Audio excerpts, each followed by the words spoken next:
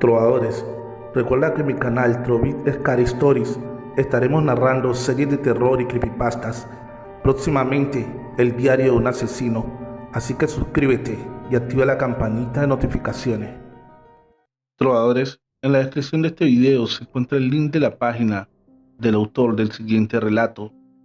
Morales, terror y misterio. Síguelo. La iglesia del demonio.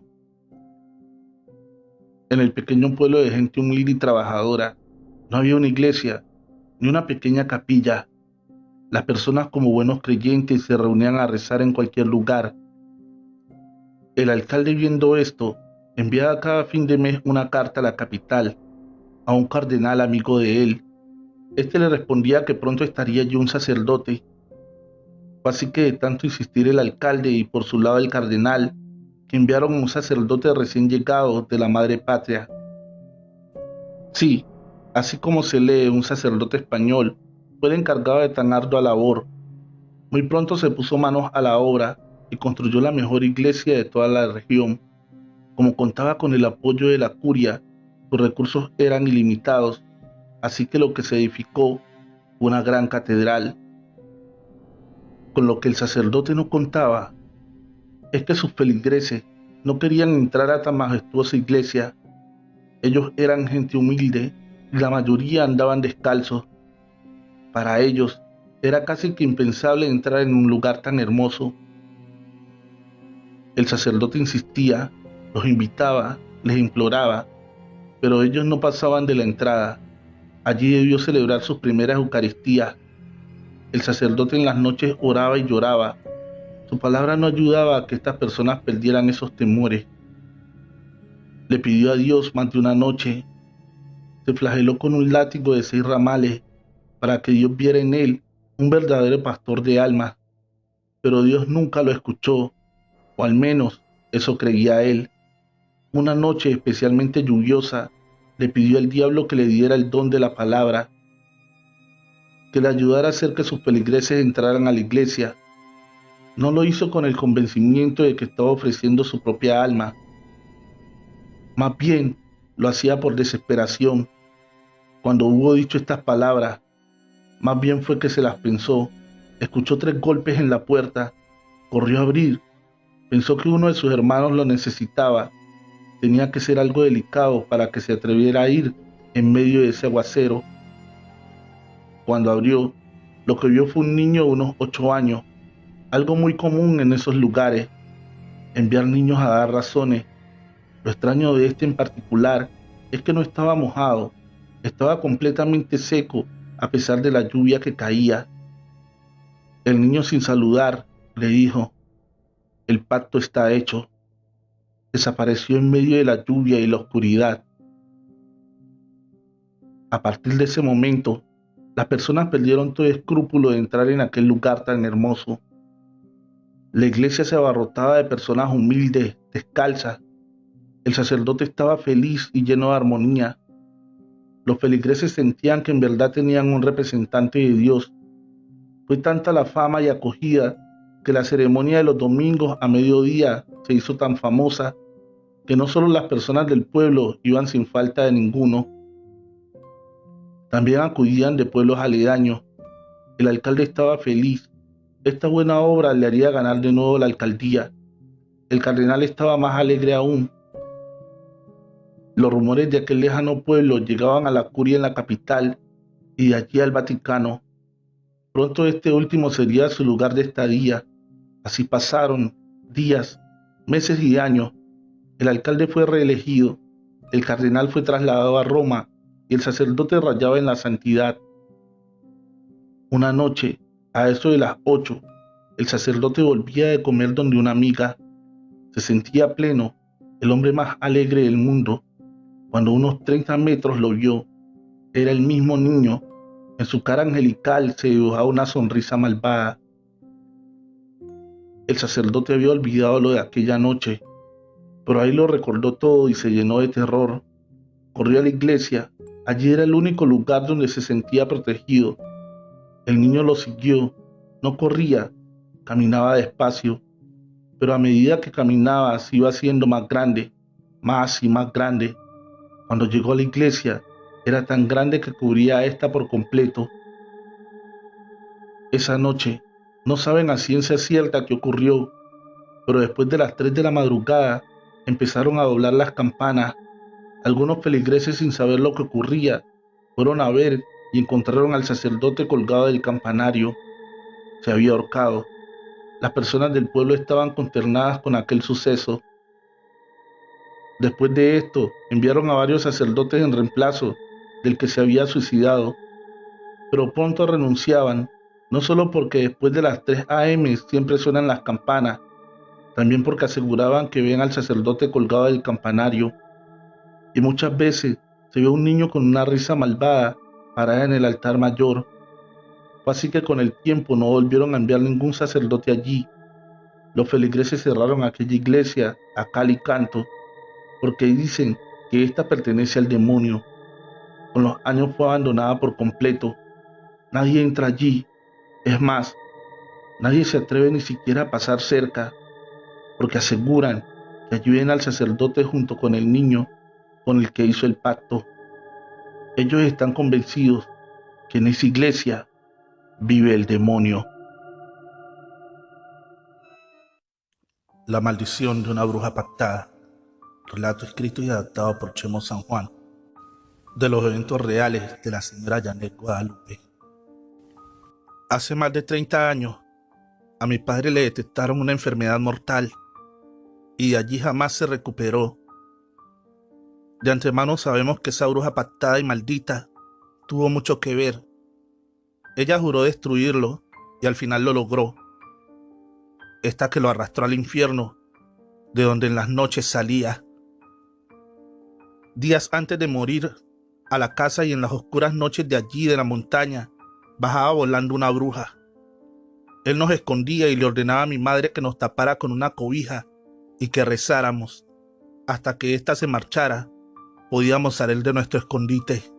Pero en una ocasión, mi miedo era tanto que salí de donde me escondía y corría a que mi padre me abrazara. Y allí de frente a esta horripilante bruja pactada de Satanás. Era fea, con garras y dientes afilados, y su olor era repugnante, además que tenía la piel carcomida, como si tuviera lepra o una infección. En su juventud este ser fue novia de mi padre, pero al enterarse que ella trabajaba la magia negra y chupaba a niños, optó por terminar la relación días antes de la boda, y de allí conoció a mi madre, y abandonó a esta mortal bruja, quien lanzó sobre él una maldición, al grado que ésta cobraría efecto el día que mi padre muriera espiritualmente. Nosotros no teníamos paz. Por un lado mi padre muriéndose y por el otro vivíamos acosados por esta bestia nocturna chupaniños, hasta que se llegó la fecha y mi padre falleció. Para ese entonces yo tendría 7 años y mis hermanos 5 y 3 años. Con un nudo en la garganta le dimos cristiana sepultura y comenzamos a entender que él jamás volvería. Pero estábamos en un error. Eso era el principio de esta aterradora pesadilla. En la noche que mi padre murió, mi madre sintió en la madrugada cómo le jalaron los pies. Sentía que eran las manos de mi papá. Ella asustada rezó, pero nadie le creyó. Mi hermano menor en esa semana veía cómo un extraño hombre caminaba en círculos afuera de la casa y asustado le avisaba a mi madre. Mami, allá afuera hay un hombre muy raro, se parece a mi papi, pero este trae cola, barba y cuernos, y además alas para volar, pero allí algo le impide entrar a la casa, mami. Al oír esto, yo temblaba de pies a cabeza y con terror abrazaba a mis hermanitos y esperábamos al amanecer o al canto de los gallos. En la semana de Día de Muertos, justo a sus 9 días de fallecido, tocaron la puerta a la 1 de la mañana y mi madre, con miedo al abrir, descubrió que era mi padre, el cual le dijo: he venido por ti, María. Deja a los niños y no tengas miedo. Increíblemente se echaron a volar en esa negra noche. Yo abracé a mis hermanitos, aterrada de lo que habíamos visto. No comprendía cómo mi padre regresó de la muerte y menos cómo lograba volar. Esto era algo jamás visto. Después de unas horas, ella regresó como si nada, y desde esa noche, justo a las 12 de la madrugada, mi madre comenzaba a convulsionar, pues clarito en esa hora veíamos o sentíamos cómo llegaba un espíritu y la posesionaba, y este sin duda era el alma errante o vaga de mi padre, que se la quería llevar. Después al casarse juraron que si uno de los dos moría, el otro vendría por su compañero. Mi madre pactó con él y le dijo: mi amor, si tú mueres, júrame que me llevarás contigo. Confío en ti, sé que no me fallarás. De esto pasaron como año y medio. Yo sufría mucho por ser la hermana mayor. Cuidaba a mis hermanitos y a mi madre, que a diario era visitada por esta alma de mi padre, que ya estaba alejada de Dios y de la luz, pues notaba su esencia muy pesada, pero no era él, era algo que lo dominaba. Le conté con miedo a mi tía, hermana de mi madre, quien llevó a Catemaco, Veracruz, a una bruja blanca a la casa, de las pocas que curan de los pantanos, pero mi madre no quería ayuda y se arrastraba y forcejeaba, pues no permitía que la bruja blanca la curara. Al notar esa energía que la posesionaba justo a la medianoche, la bruja asustada ordenó a mi tía que sacaran de la casa a todos los niños. Cuando la bruja blanca se quedó con mi madre y la empezó a curar, mi madre se escondía abajo de la cama lanzando maldiciones y gritando: no quiero que me toques. Como pudo, mi tía y la bruja blanca agarraron a mi madre y la pusieron en medio de un círculo de alcohol. Mi madre se empezó a retorcer al grado que se le deformó el rostro y de tanto dolor se desmayó. En eso la curandera exclamó: no estamos solos, hay dos presencias de oscuridad y bajo astral. Uno es un hombre recién fallecido y el otro es de una bruja pactada de la orden de Satanás, que viene por el arma de tu hermana amiga. Se la quieren llevar al infierno con ellos. Están allí, en esa recámara, y esa bruja negra está esperando a que me marche para devorar el alma de tu hermana. Y el hombre está preocupado por sus hijos, ya que los dejó chicos y en vida sufre por esto. Ven, acércate, José. Tú no eres malo, solo estás dominado por una maldición que te hicieron, y tu alma poco a poco es arrastrada al infierno. Si quieres luz, yo te la daré, para que trasciendas y logres descanso eterno, pero tienes que prometerme que no dañarás a tu familia. Él aceptó recibir la luz, y con unas hierbas y un ritual blanco lo logró, y vimos como un humo blanco subía al cielo, y la oscura bruja se retorcía de odio y de coraje, pero nada pudo hacer mi padre. Ya comenzaba a descansar en paz. Mediante otra sanación de despojo, y después de horas de luchar con esa bruja, logró hacer que ésta se marchara a la montaña, de donde bajó, pero ésta juró venganza, y al día de hoy esperamos que de nuevo baje y nos ataque, pero ya no estamos solas. Mi madre, a raíz de esa posesión espiritual, logró desarrollar un don de luz que le permite cuidarnos y protegernos, y ha sido enlace o medium del mundo de vivos y muertos, y siente cuando un demonio anda cerca y quiere dañarnos. Ahora ya estamos un poco tranquilas, ya crecimos y formamos una familia y estamos preparados para dar batalla a esa oscura bruja de las frías montañas.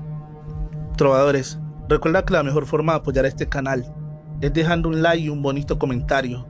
Recuerda suscribirte y activar la campanita de notificaciones. El bosque de la bruja, escrito y adaptado por Morales.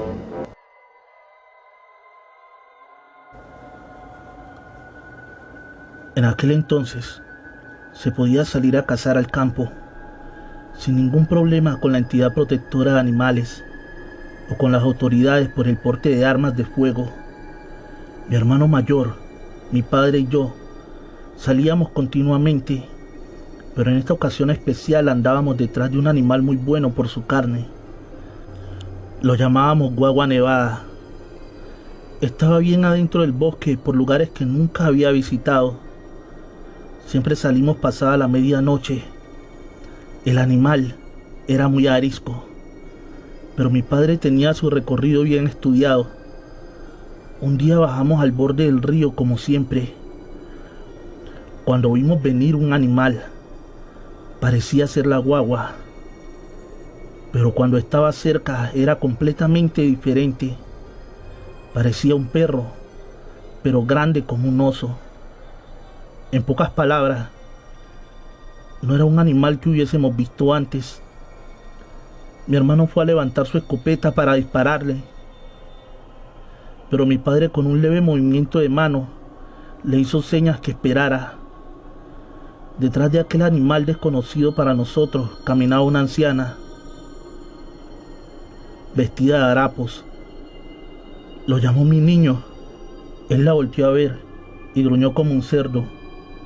Esperábamos que pasaran y volvimos a casa. Mi padre no quiso hablar mucho del tema, pero a la noche siguiente volvimos a nuestro lugar de cacería. Estábamos esperando nuestra presa cuando la vimos venir.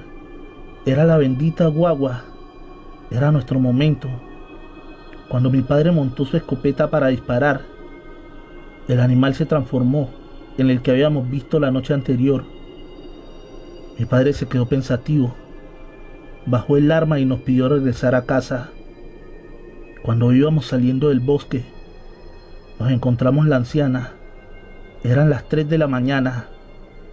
¿Qué podía hacer una mujer a esas horas en el bosque? Llamó a mi padre por su nombre. Le pidió no volver a perseguir los animales del bosque. Ella y su niño eran los protectores del mismo. A muchos les había costado caro la osadía de entrar hasta los confines de su vivienda. A nosotros no nos había pasado nada, porque ella sabía que lo hacíamos para comer y no por negocio.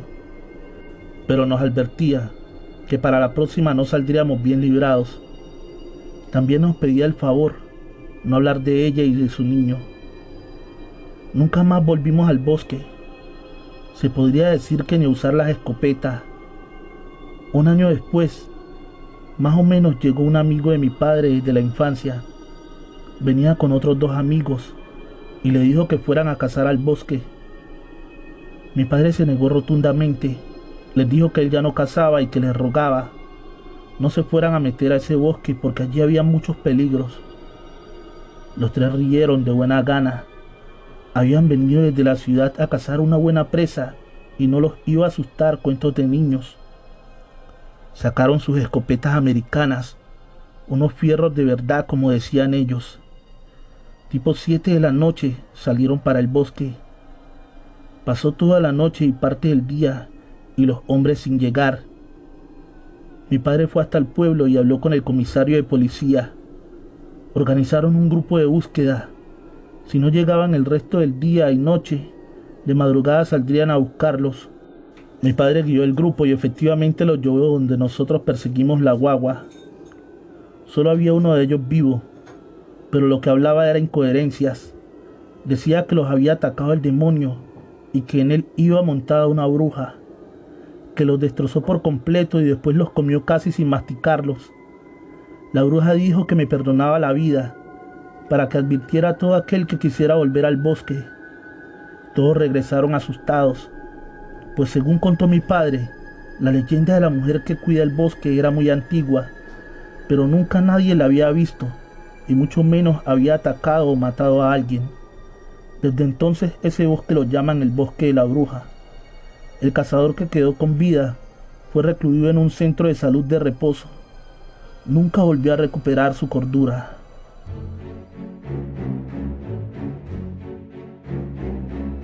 Brujería, escrito por Anaís Veloz. Historias macabras para no dormir. En la descripción, el link de su página de Facebook. Síguela. Vi morir a mi padre debido a un infarto respiratorio. Y es que todo fue tan rápido y tan extraño que sentí que se fue sin decirme lo que en verdad pasaba con él. Te cuento cómo es que comenzó todo. Mi madre murió cuando yo tenía 12 años y quedé al cuidado de mi abuela María y mi padre. Cierto día llegó una mujer a la casa llamada Antonia en busca de trabajo. Mi abuela se negó de inmediato, pero mi padre dijo que hacía falta quien nos ayudara con los quehaceres domésticos y la contrató de inmediato, sin imaginar que esa maldita mujer acabaría por destruirnos la vida.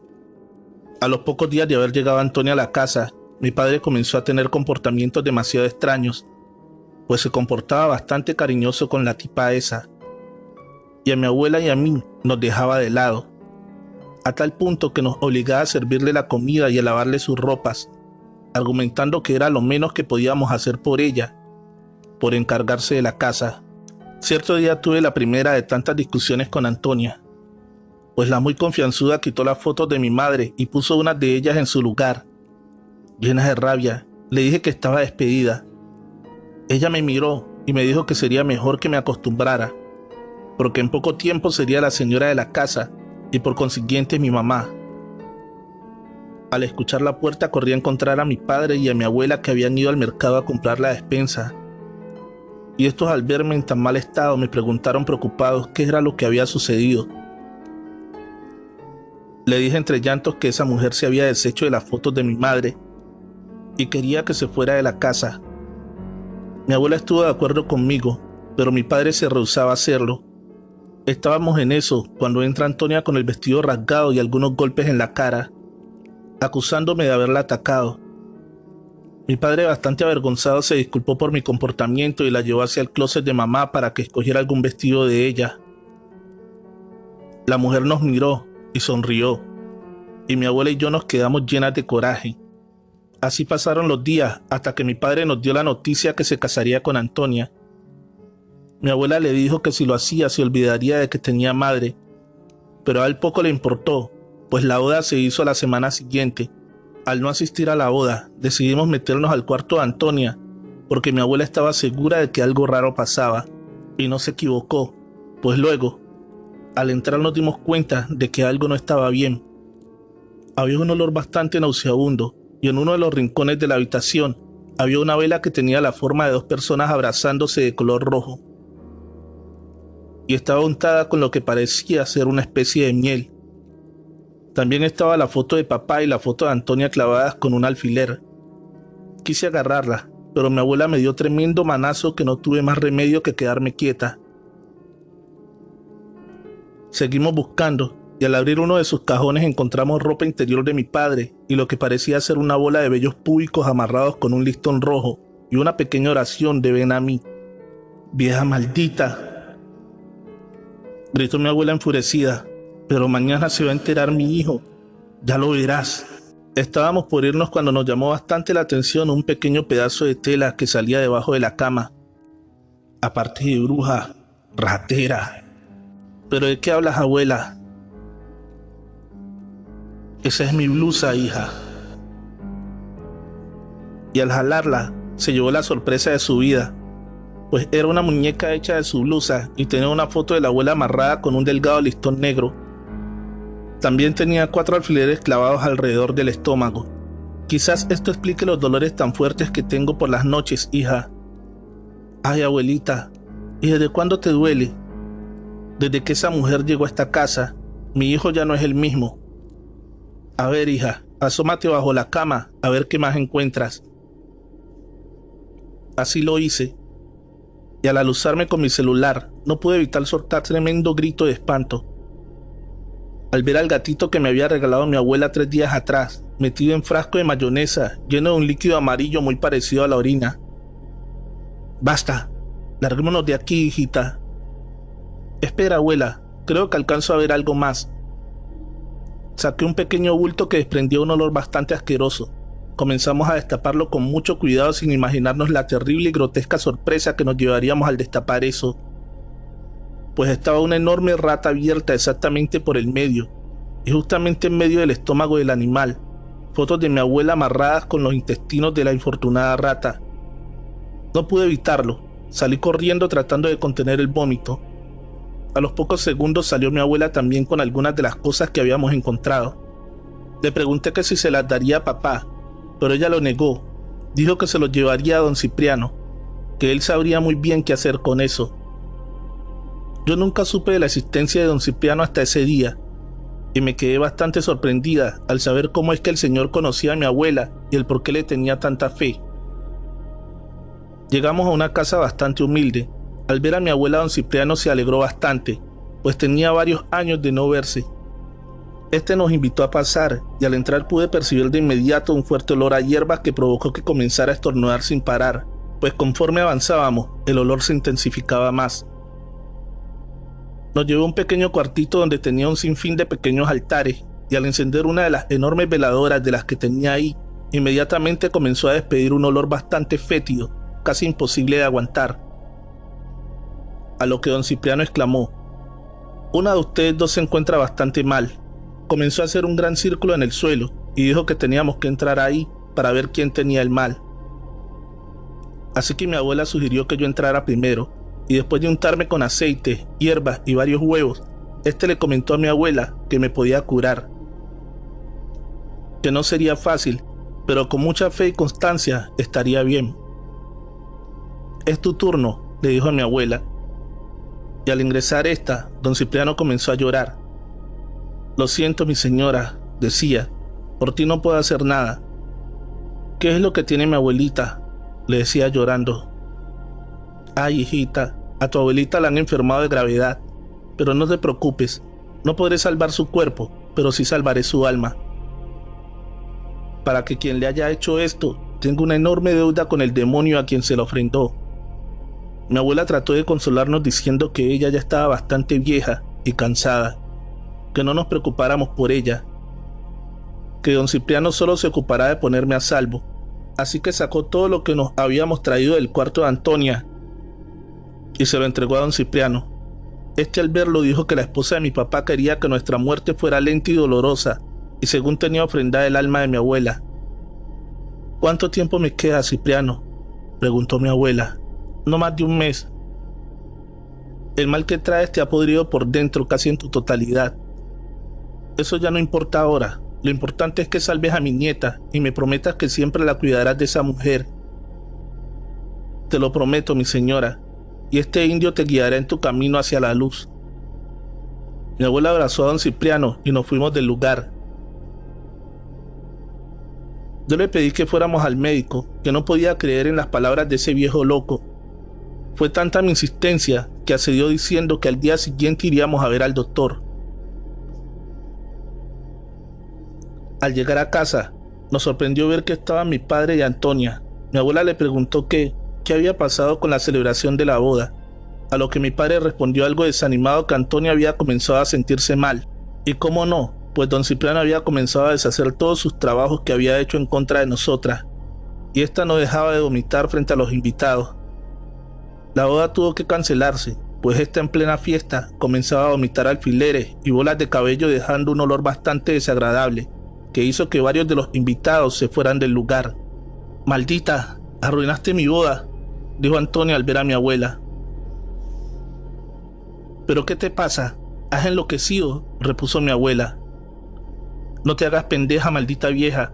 Tú arruinaste todo, pero te va a pesar, repetía una y otra vez Antonia. «Papá, ¿que no le vas a decir nada? ¿Por qué permites que le hable así a la abuela?». Pero mi padre solo se quedó mirando cómo insultaba a la abuela. Estaba más que comprobado. Papá prefería a Antonia antes que a mí o a la abuela. Al día siguiente nos fuimos al médico sin avisarle a papá. Sometieron a mi abuela a un sinfín de estudios. Al terminar, mis temores se volvieron realidad, pues al entregarnos los resultados ya no había duda alguna. Mi abuela fue diagnosticada con cáncer terminal. Lamentablemente estaba totalmente invadida y no había nada que hacer, pues estaba desahuciada y no le daba más de un mes de vida. «Te lo dije, hijita. Cipriano no se equivoca». «Ay, abuelita, ¿qué voy a hacer sin ti? Esa mujer va a acabar conmigo también». «No te preocupes, que ya me he encargado de eso». «Pero, ¿cómo?». «Ya lo verás cuando lleguemos a casa». Cuando regresamos a casa, mi padre y Antonia estaban demasiado molestos, porque nos habíamos ausentado toda la mañana y habíamos dejado a Antonia sin desayuno. Y es que le parecerá gracioso, pero prácticamente mi abuela y yo terminamos sirviéndole a Antonia. «Pero por Dios, mamá, ¿dónde se han metido todo el día? Antonia está furiosa y esta vez no puedo defenderla», le dijo mi padre molesto. «Ay, hijo, hace mucho tiempo que tú has olvidado que tienes hija y madre. Ahora solo velas por el bienestar de tu mujer, pero no te preocupes, eso pronto terminará. Mejor ve y llama a tu esposa, que tengo que hablar con ustedes». Y así lo hizo mi padre. Fue por su desquiciada mujer, que llegó hecha una fiera, pero pronto cambiaría su actitud al escuchar las palabras de mi abuela. «Hijo, Me ausenté porque tuve que ir al médico y lamentablemente no tengo buenas noticias. Ay, vieja quejumbrosa, siempre quejándose de todo. No la escuches, amor, que eso es puro chantaje, gritaba Antonia. Esas palabras me dolían en el alma, pues ahora veía a mi abuelita tan débil e indefensa, pero nadie estábamos preparados para lo que iba a suceder. Espera un momento, Antonia. Déjame terminar, por favor. Me han diagnosticado cáncer terminal. Al escuchar aquellas palabras, Antonia no pudo disimular una gran sonrisa, pero mi abuela prosiguió. No me dan mucho tiempo de vida, así que solo te pido una cosa para que sigas al frente de mis finanzas. Que dejes que tu hija se vaya a vivir con una persona de mi confianza, ya que al estar tú recién casado, lo correcto es que te encargues ahora de tu mujer. Mamá, pero ¿cómo demonios me pides eso? Es mi hija y es lo único que me quedará cuando tú mueras. Lo siento, hijo, esa es mi única petición. En ese momento Antonia sacó algo de su bolsa y frente a todos juntó algo en su lengua, para después besar a mi padre, y ésta volvió a preguntarle, ¿no crees, amor, que tu mami tiene razón? Es mejor que la pequeña se vaya. Nosotros aún somos jóvenes y estamos empezando. Aparte es voluntad de ella. Tienes razón, contestó mi padre bastante frío. Vamos a escoger el ataúd que prefieras, mamá. Claro, hijo, pero antes puedes firmarme la custodia de tu hija. Mi padre sacó un bolígrafo y justo cuando iba a firmar le grité, papá, ¿ni siquiera te vas a tomar la molestia de saber con quién miré? Antonia cree que es lo mejor, y si ella está de acuerdo, ¿por qué yo no habría de estarlo? Así que firmó los papeles y mi abuelo los metió en su bolso de inmediato. Bueno, vayan a escoger ese ataúd, que sea el más cómodo, mi amor, porque mi suegrita pasará mucho tiempo ahí, y no queremos que se sienta incómoda, ¿verdad? Mientras tanto yo buscaré un lugar para irnos de viaje, para pasar el luto, dijo Antonia. Procura que no sea uno muy costoso, Antonia, repuso mi abuela. Ay, suegrita, yo queriendo que tenga la mejor caja y usted de tacaña. Allá donde va, no va a necesitar dinero. No, Antonia, te lo digo como consejo. Contrata algo que puedas pagar tú, con tu dinero, pues mi hijo acaba de renunciar a la parte de su herencia y ha cedido toda a su hija. ¡Maldita vieja!, gritaba Antonia enfurecida. Pero mi abuela había sido muy inteligente engañando a Antonia. Ese mismo día nos fuimos a vivir a casa de don Cipriano, donde mi abuelita pasó sus últimos días. El día del funeral llegó, y al llegar mi padre y Antonia todos pudimos notar que ambos se veían bastante mal. Pero eso no logró cambiar la actitud de aquella mujer, pues aún en el velorio trataba mal a mi padre. Ella intentó varias veces acercarse a mí, pero el amuleto que me había hecho don Cipriano no se lo permitía. Así que se limitaba a hacerme señas obscenas desde lejos, y yo la verdad estaba demasiado triste para prestarle atención. Un día en la noche escuché a don Cipriano hablar, y al levantarme a ver qué era lo que pasaba, me llevé la sorpresa de mi vida, pues al asomarme al pequeño cuartito donde nos había atendido días atrás, pude verlo platicando con mi abuelita, pero ella parecía estar hecha de humo. Al percatarse de mi presencia, rápidamente desapareció, y don Cipriano me llamó. Pasa, niña, no te quedes ahí afuera. Yo entré algo avergonzada por haber sido descubierta, pero también estaba bastante temerosa después de lo que había visto. Mi niña, tienes que ser fuerte. Tu abuela ha venido a avisarme que tu padre ha muerto.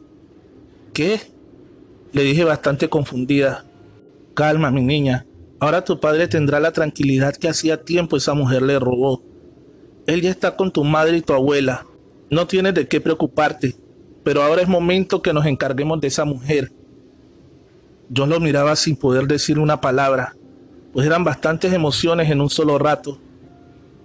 Don Cipriano se puso de pie y sacó de un cajón todas las cosas que habíamos encontrado en el cuarto de Antonia y dijo que era hora de ponernos a trabajar. Me untó un líquido verde en las manos y les parecerá mentira, pero la rata aún se encontraba en perfecto estado, como si ese día lo hubiéramos encontrado. Así que comenzó por sacar la foto de mi abuela y puso una de Antonia en su lugar. ¿Pero qué hace don Cipriano?, le dije intentando no vomitar al ver que agarraba los intestinos de aquel animal. Mira, niña, nosotros no buscamos hacerle mal a nadie. Simplemente estamos regresando lo que no nos pertenece. Y esto no le pertenece a tu abuela, ¿o sí? No, don Cipriano. Entonces déjate de cosas y sigamos. Así lo hizo con cada una de las cosas. Tomó las velas que tenía la forma de una pareja y las echó a la lumbre, mientras decía una oración de liberación. Pero cuando estaba por consumirse por completo, escuchamos un grito tan fuerte que me hizo que me cubriera los oídos de inmediato. ¿Qué pasa?, le pregunté asustada. La mujer ya se ha dado cuenta, niña, que estamos deshaciendo todo su mal. ¿Pero no cree que nos dañará aún peor? No creo que después de esto pueda ponerse de pie, repuso don Cipriano. Y efectivamente don Cipriano tenía razón, pues tuvimos que encargarnos nosotros del funeral de mi padre, porque Antonia cayó misteriosamente enferma y no pudo levantarse de la cama. Yo la vi cuando tuve que ir a la casa a sacar ropa para que cambiara a mi papá. Estaba en cama ardiendo en fiebre y tenía el abdomen bastante abultado, como si se hubiera comido un enorme balón. Estaba tan mal que ella ni siquiera notó que había entrado. A los pocos días acudió la policía a casa de don Cipriano para informarnos que los vecinos se quejaban de olores bastante fuertes, provenientes de la casa, y al llamar a la puerta y ver que no respondían, estos entraron a la fuerza derribando la puerta para encontrarse con la más tétrica escena de sus carreras. Al entrar a la casa el olor era insoportable, a tal grado que tuvieron que esperar a que les trajeran unas máscaras antigas para ingresar al domicilio, y fue ahí donde encontraron a Antonia en una de las habitaciones. Estaba en la cama con el abdomen abierto justo a la mitad. Era algo tan extraño como si lo hubieran explotado, decía el policía aún sorprendido. Era algo tan extraño como si lo hubieran explotado, decía el policía aún sorprendido. Pero lo peor no es eso, dijo el policía. ¿Cómo? ¿Hay más?, le contesté yo algo intrigada. La señora estaba totalmente llena de gusanos y cuando lo íbamos a meter en la bolsa, varios de estos se cayeron, dejando entrever una fotografía de ella amarrada con sus propias tripas. Yo me quedé helada al escuchar eso, pues ahora sabía perfectamente qué era lo que había ocurrido. Nunca quise regresar a esa casa después de que la limpiamos. La doné a una institución que se encarga de rescatar perritos en situación de calle. Yo hasta la fecha vivo con don Cipriano y le pido a Dios y a mi abuelita que me lo conserven muchos años más de vida. Recuerda que la mejor forma de apoyar el canal es dando like y dejando un bonito comentario. La vela negra, escrito por Morales.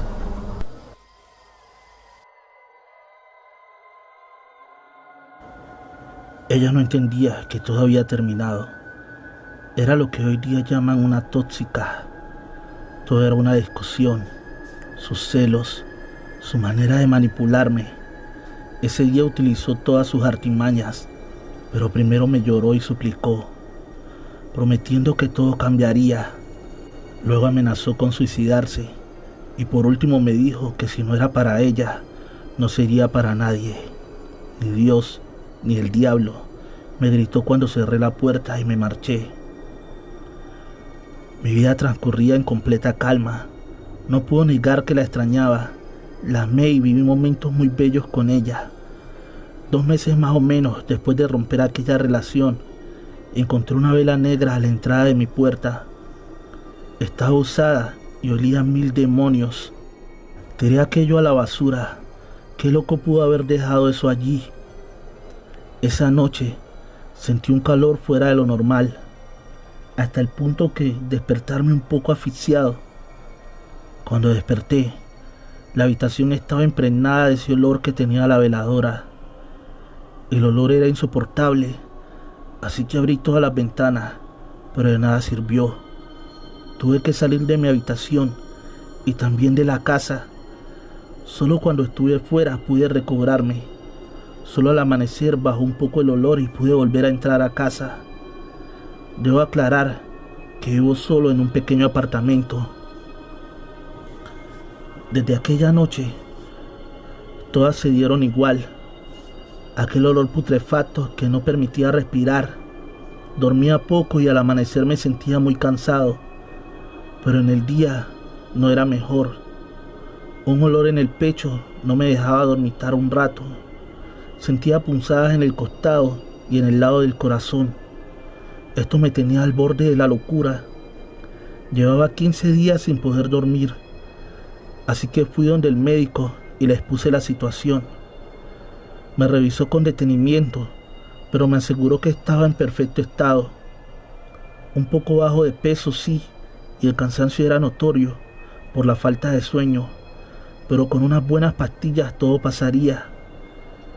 Creí en el dictamen del médico, pero fue peor. Las pastillas sí me dormían, pero al despertar sentía que iba a morir ahogado.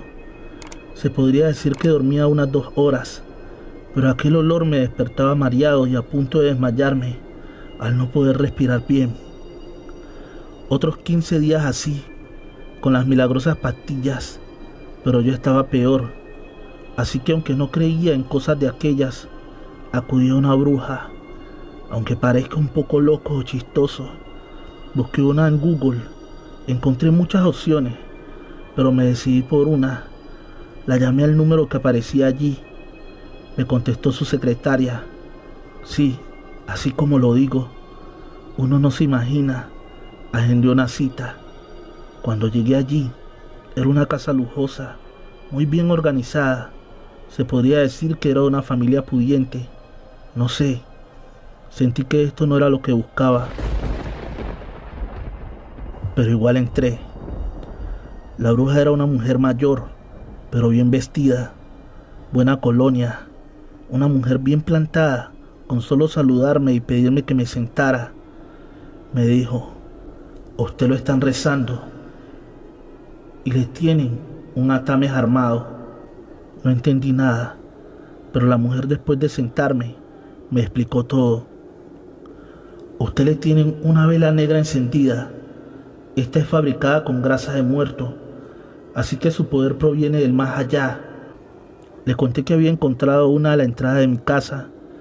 Me dijo que al tocarla había activado su poder maligno. Me dijo también que velas negras no solo se utilizan en rituales malignos, también esconden un significado positivo. El color negro en una vela no es tan común en los rituales de magia blanca, por lo que las personas podrían pensar que únicamente se utilizan en la brujería, magia negra o con el fin de buscar el mal. Sin embargo, tienen su lado positivo. Como puedes ver, las velas negras son muy poderosas si su intención es positiva, pero si se usan para enviar el mal, resultará contraproducente para quien actúe con fines negativos. Cuando se usa una con fines malignos, hace que la víctima no tenga paz. En las noches mientras duermes, el olor de aquellos difuntos a quienes se les robó la grasa, esta entra en tu casa e impregnando todo el lugar. Esta, más que el daño que puede hacer, es que no te deja tener paz al dormir. Esto se puede revertir con una vela negra y una blanca.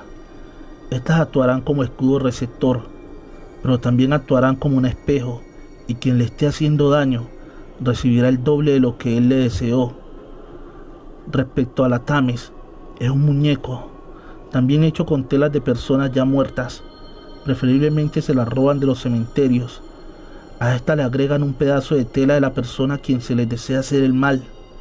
A este muñeco o atames se le clavan alfileres o agujas, o simplemente se le oprime el pecho para que la víctima pierda la respiración y se sienta ahogado. Con este es más complicado revertir el mal, ya que para hacerlo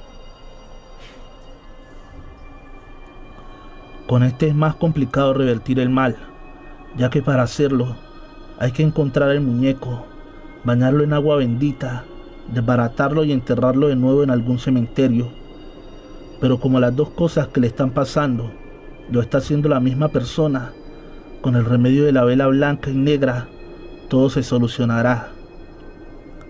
La mujer quedó de ir al día siguiente a mi casa. Allí puso una vela negra en un rincón y otra al extremo de la casa. Regó unos polvos cafés en la puerta principal e hizo una oración, o al menos eso me pareció. Me cobró una gran cantidad de dinero. En ese momento me sentí estafado.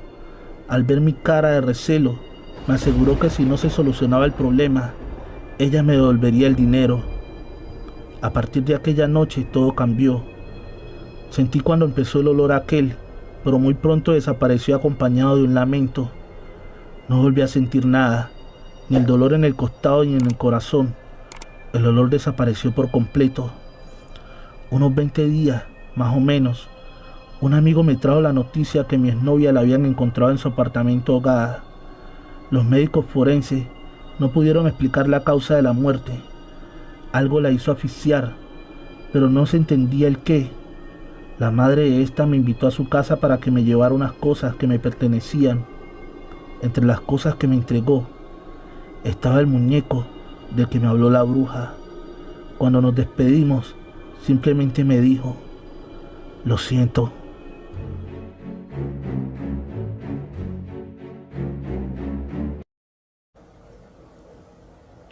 Noche de terror. Desperté. Sentí que afuera llovía con mucha intensidad.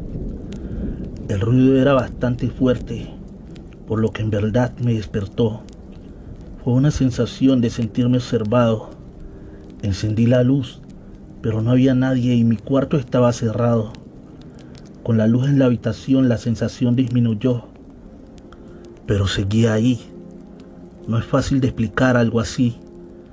Es algo que tiene como un sentido animal que te hace poner alerta. Pero ¿qué era aquello que sentía? En el día no comenté con nadie el asunto. Es difícil para un hombre adulto sentir esa sensación de miedo. Más para mí, que nunca fui temeroso de cosas paranormales o que se salgan de la realidad. Sería la medianoche cuando desperté de nuevo con aquella sensación. Fui a encender la luz de nuevo cuando sentí un peso caer en mi pecho. Me impidió levantarme y mucho menos encender alguna luz. La opresión era tan fuerte que amenazaba con ahogarme. Quise gritar, pedir ayuda, pero ese peso sobre mi pecho me impedía cualquier movimiento o sonido de mi voz. No sé cuánto tiempo pasaría. Les confieso que el miedo hizo que me diera por muerto. Pero de un momento a otro, aquel peso desapareció y con ello la sensación de miedo. Me desperté, fui a la cocina y me serví un vaso con agua. Sentí en el techo de la casa un aleteo muy fuerte y una risa aterradora.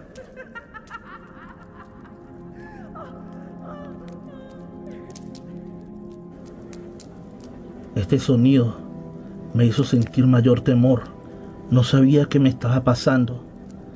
A la mañana siguiente le conté a mi madre, que vivía cerca, lo que me había sucedido.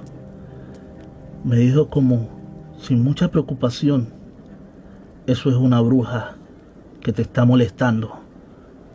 En la noche pones unas tijeras abiertas debajo de la almohada y santo remedio. Pero el remedio no fue tan santo.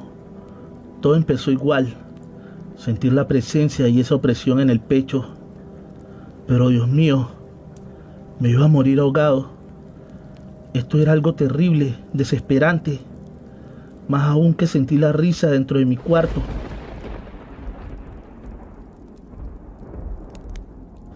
Eso que había sobre mí era quien se reía con esa risa diabólica. Como la noche anterior, desapareció. Al igual también yo fui a la cocina a buscar agua. Y oh sorpresa, el café estaba revuelto, con el azúcar y un montón de vajilla tirada por todas partes. ¿En qué momento pudo pasar aquello? Nunca sentí el ruido de semejante caos. Muy temprano, fui de nuevo donde mi madre. Le dije lo que me había pasado. En esta ocasión sí se preocupó mucho. Me dijo: es una bruja poderosa. Debes ir donde la abuela y preguntarle qué hacer con esta malvada. Después de contarle aquello, la abuela me dijo que hay varias maneras de espantarlas, pero la forma correcta de atraparlas es rezando las 12 verdades. Estas hacen que la malvada se debilite y nos muestre el verdadero rostro de qué persona es. Pero debes tener en cuenta que si te desconcentras, ella recupera su poder y se hace más fuerte. Así puede escaparse sin que descubras quién es la malvada. Por eso debes tener un cordón o listón, preferiblemente uno de San Benito. Cuando sientas la presencia, empiezas a rezar las 12 verdades. A medida que las rezas, vas haciendo un nudo en el listón hasta llegar a 12. Después empiezas a rezarlas al contrario de las 12 a la 1 y vas desatando el cordón. Ya sabrás quién es al empezar a desatar el cordón, pero debes seguir hasta que no quede un solo nudo. Así la vencerás y además descubrirás quién es. La abuela me dio las 12 verdades y me fui a casa. Las memoricé en mi cabeza. Quería vencer a aquel ser infernal. Las 12 verdades del mundo. La primera, la Santa Casa de Jerusalén, donde Jesucristo crucificado vive y reina por siempre jamás. Amén. Segunda, las tablas de Moisés, donde dejó grabada su divina ley. Tercera, las 3 divinas personas de la Santísima Trinidad, Padre, Hijo y Espíritu Santo. Cuarta, los santos 4 evangelios. Quinta, las 5 llagas que quedaron en el sagrado cuerpo de nuestro Señor Jesucristo. Sexta, los 6 candelabros que arden en el altar para celebrar la misa mayor. Séptima, las 7 palabras que dijo Jesucristo en el madero santo de la cruz. Octava, las 8 angustias. Novena, los 9 meses que María Santísima trajo a Jesucristo en su purísimo vientre. Décima, los 10 mandamientos. Onceava, las 11.000 vírgenes que asisten al trono de la Beatísima Trinidad. Y doceava, los 12 apóstoles que acompañaron a Jesucristo desde su predicación hasta su muerte en la cruz en el Calvario. Esa noche no dormí. Esperé que llegara aquello que me daba tanto temor. Sentí la presencia de eso de la medianoche y empecé las 12 verdades. Cuando sentí el peso en el pecho, iba por la tercera o cuarta. Di un grito de dolor. Sin embargo, descargó su peso sobre mí. Yo seguía rezando y atando nudos cuando llegué a 10. Pude ver un ser infernal sentado sobre mí. Era una especie de ave, pero grande, con cabeza de vaca y garras de águila. Sus ojos rojos parecía que echaban fuego. Cuando llegué a la 12, vi quién era. Para mi sorpresa, era una compañera del trabajo, con la cual había salido algunas veces, pero no había funcionado. Cuando solté el último cordón y dije la primera verdad, esta dio un grito de dolor y rabia y desapareció. Muy temprano llegué a la oficina. Quería encarar a la malvada y, de ser posible, darle su merecido, pero no fue a trabajar, ni ese día, ni después, ni nunca. Le pregunté a la abuela qué pudo haber pasado con ella. Me aseguró que su castigo lo tendría, ya que el malvado no perdona que sus esclavos se dejen descubrir. Esto es algo que hace que el mal pierda ante el bien. 12 días después la encontraron colgada de un árbol, con un cordón de San Benito. Me da miedo asegurarlo, pero era mi cordón. Desde ese día que la expulsé, el cordón desapareció de mi casa. Aún tengo en mente las 12 verdades. No sé cuándo las pueda necesitar. Recuerda suscribirte al canal y activar la campanita de notificaciones. El mariachi de la muerte, escrito por Alex Morales Gómez. En la descripción, el link de su página de Facebook. Síguelo. Hace algún tiempo fui el integrante de un grupo de mariachi. No es que fuéramos los más buenos, pero sí que nos llegaba buen trabajo. En una ocasión nos llamó una mujer para que cantáramos en el velorio de su esposo. Es algo muy común en mi país que se le cante a los muertos la música que les gustó en vida. Así que era una petición que cabía entre lo normal. La señora nos dijo que el velorio se llevaría a cabo en la propia casa de ella y el difunto. El señor era fanático de los mariachis. Su canción favorita es El Abandonado. Era esta con la que cerraríamos la tanda de 8 canciones. Debíamos llegar a las 8 de la noche, pero siempre llegábamos unos 45 minutos antes. Así nos preparábamos para organizar los instrumentos. Llegamos al frente de la casa y vimos algo que nos sorprendió. De la casa salía otro grupo de mariachis. Todos vestían de negro. Al mirarlos a la cara, vimos que todos tenían disfraz de calavera. Parecían muertos todos. No cantaban, pero sí llevaban sus instrumentos. Solo había un hombre que no iba vestido de calavera. Tenía un vestido gris elegante, pero de un color muy sepulcral. Mis compañeros y yo nos miramos sorprendidos. A lo mejor había un grupo antes que nosotros, o nos habíamos dejado en la estaca. El hombre de gris nos miró con tristeza. Se subió a la carroza fúnebre y se marcharon. Nos pareció algo extraño aquel cortejo, pero pensando más en nuestros intereses, entramos de una a la casa y no le prestamos más atención al grupo de mariachis calaveras. Al llegar la viuda, aunque compungida, se mostró alegre de vernos. Nos pidió acercarnos al ataúd. Cuando estábamos listos para cantar, ella pidió abrir el ataúd por completo. Lo que vimos nos dejó a todos de una sola pieza. El hombre que estaba en el ataúd era el mismo que iba con el cortejo fúnebre de las calaveras. El vestido gris era el mismo. No podía ser aquello, era algo inexplicable. No era capaz de cantar. La voz no me salía. Nunca acostumbraba a tomar licor en estas ocasiones, pero después de la impresión vivida, debí pedirle algún licor a la viuda para reponerme. Me dio un tequila y así pude cantar, aunque no es mi mejor forma. Lo que vi me tenía confundido, por no decir que aterrado. Cuando llegó la última canción, El abandonado, un viento apagó las velas, las bombillas empezaron a parpadear. Quería irse la energía, y aunque no todos mis compañeros dicen haberlo visto, otros y yo podríamos asegurar que vimos cuando el muerto se movió dentro del ataúd y sonrió. Esta fue muchas de las experiencias que viví en mi época de mariachi. En otra ocasión nos contrataron para cantar en una despedida de solteros. Era en un bar o cantina. Debíamos cantar 12 canciones. Desde que llegamos escuchábamos que el hermano del novio era pendenciero y mal bebedor. También se decía que era un hombre malo, que brujo que pactó con el diablo. Un sinfín de cosas escuchamos, pero nosotros solo teníamos que cantar. Cuando llegó el hermano, ya habíamos cantado un par de canciones. En verdad era un hombre extraño y producía una sensación de repulsión.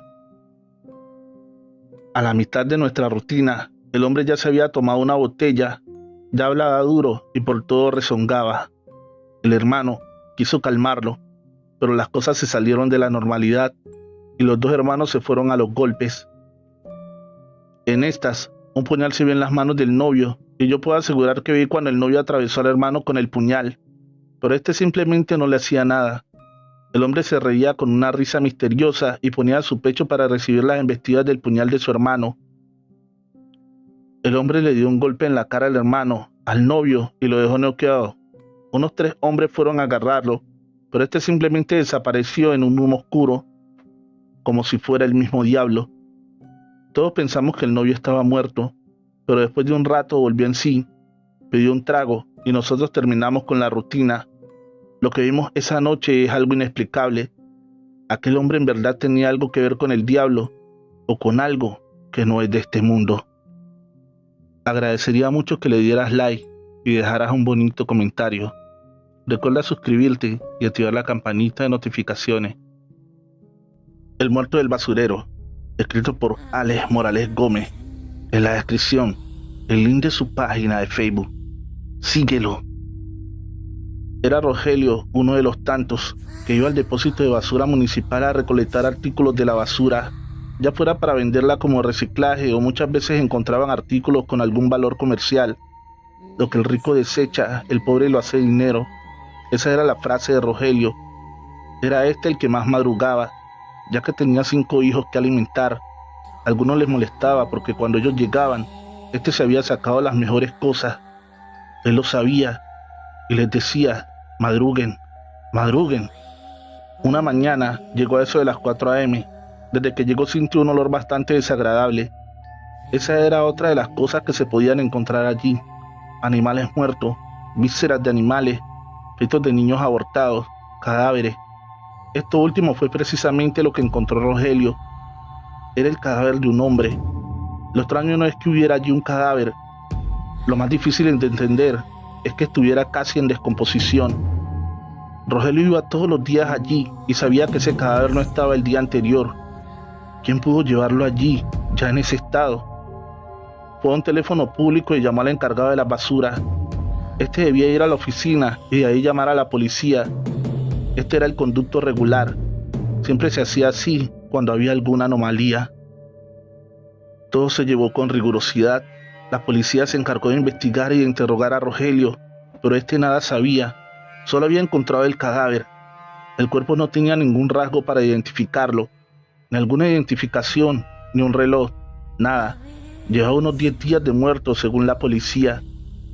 Su descomposición era acelerada, porque al parecer estuvo en un lugar bastante caliente esos días. No tenía golpes ni nada que dijera que había sido asesinado, pero los informes forenses decían que fue envenenado.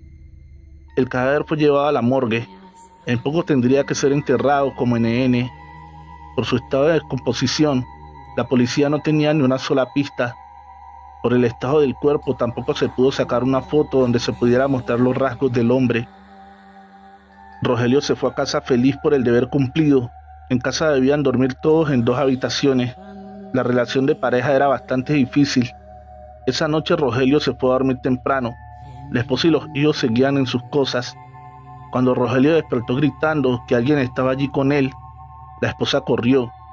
Este le dijo que primero la habitación se había llenado de un olor fétido y después había visto un hombre parado al lado de su cama. En un principio, él pensó que era un ladrón, pero allí no había que robar. Pero por el olor, él sabía quién estaba allí. Era el muerto del basurero. Rogelio no había dicho nada de esto en su casa. No quería preocupar a su esposa y a sus niños. Pensó que tal vez había sido la impresión de encontrar un cadáver la que lo había hecho despertar así. Pero pasada la medianoche, pasó exactamente lo mismo. Primero ese olor nauseabundo que se metía por sus narices y amenazaba con ahogarlo. Al despertar la presencia de ese hombre al lado de su cama, presencia que solo duraba una fracción de segundo, pero el olor seguía impregnando la habitación. 3 veces más despertó aquella noche, siempre lo mismo. Con cada aparición el olor era mucho más fuerte y la presencia duraba más tiempo. En ningún momento quiso despertar a su esposa y los niños. Al parecer, estos no sentían nada. Como siempre, muy temprano salió para el basurero.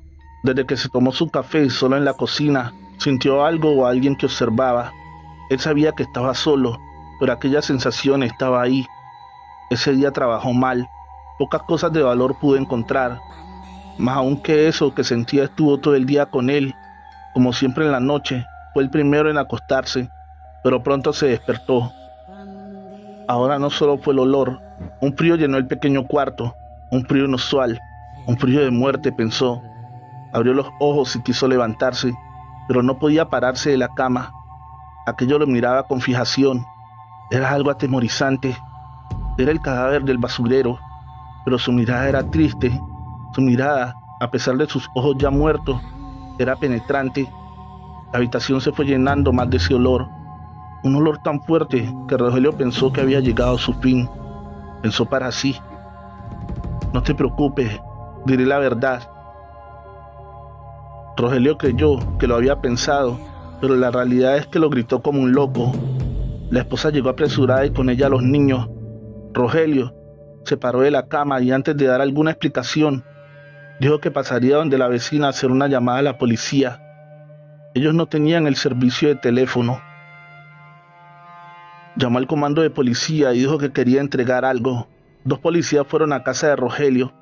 Este les entregó una argolla de matrimonio. Dijo que la había encontrado en el cadáver del basurero. Pensó en quedarse con ella. Ya el muerto no la necesitaría, pero este parecía haber venido a reclamarla. La policía revisó la argolla. Esta estaba marcada con el nombre y apellido de ambos esposos. Era la pista que necesitaba la policía. Buscaron ambos nombres en el directorio telefónico y dieron con la residencia del muerto. Era una pareja sin hijos. La esposa dijo que su esposo llevaba varios días desaparecido. No había querido poner la denuncia porque creía que podía estar donde unos amigos a las afueras de la ciudad. Una respuesta bastante incoherente para la policía. Estos dieron varias vueltas por la casa, buscaban alguna pista, pero no podían saber qué. Cuando entraron a la habitación de la pareja, algo no encajaba. Uno de los policías lo notó, pero no sabía el qué.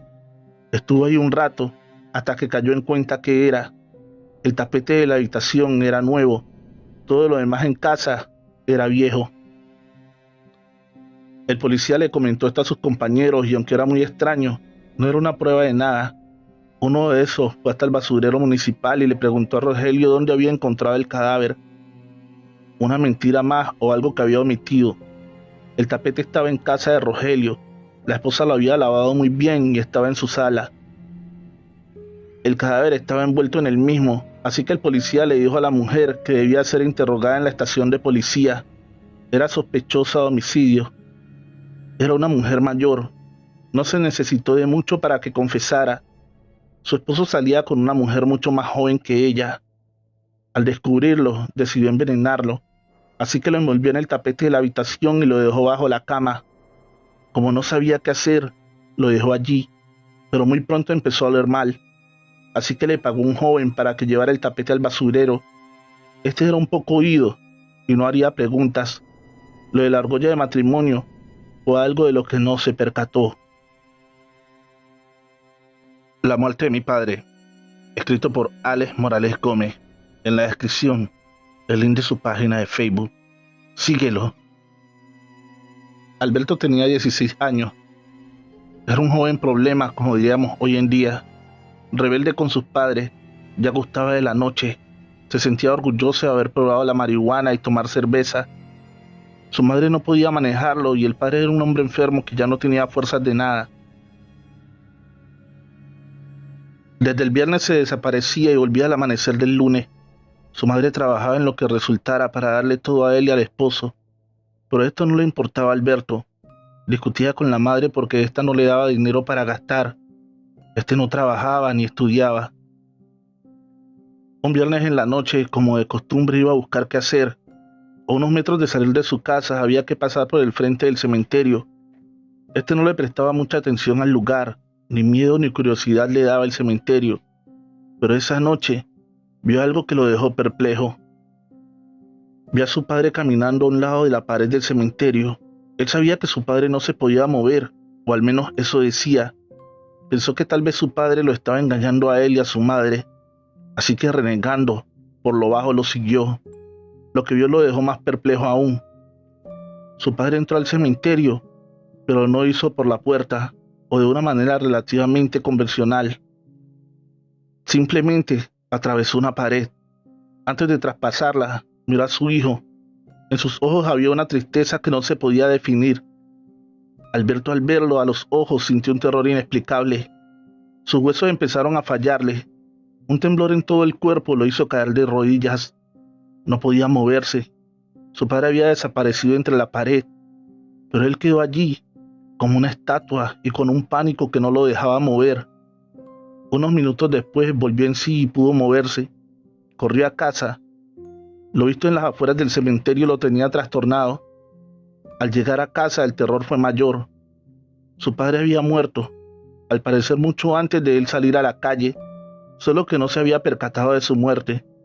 Fue y miró el cadáver de su padre. No quería mirarlo, pero se quería cerciorar que era el mismo que había visto entrar al cementerio. No solo lo era, sino que tenía el mismo vestido. Corrió a su habitación y se metió entre las cobijas. Un frío inusual cubría todo su cuerpo. La madre fue la encargada de todos los trámites del entierro. Alberto no quiso estar en ninguno de los preparativos, ni siquiera fue al cementerio. Familiares y amigos lo veían con cierto recelo. Decían que hacía parte de su rebeldía y que era un mal hijo, pero la realidad era otra. Alberto, a partir de aquel día, veía a su padre en sueños y estando despierto en cualquier momento. No se veía terrorífico. En su cara solo se notaba tristeza, pero era alguien que se sabe que está muerto. Es la experiencia más terrorífica que se pueda vivir. Alberto no salía de casa, pero tampoco contaba a nadie lo sucedido.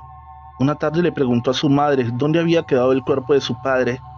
La madre, aunque sorprendida, le dio las indicaciones del pabellón y la tumba. Alberto fue allí antes de que cerraran el cementerio. No sabía qué, pero quería que su padre lo dejara en paz. Después de un buen rato se sintió estúpido al estar ahí parado tanto tiempo, así que fue a volver a la casa cuando se encontró a su padre de frente.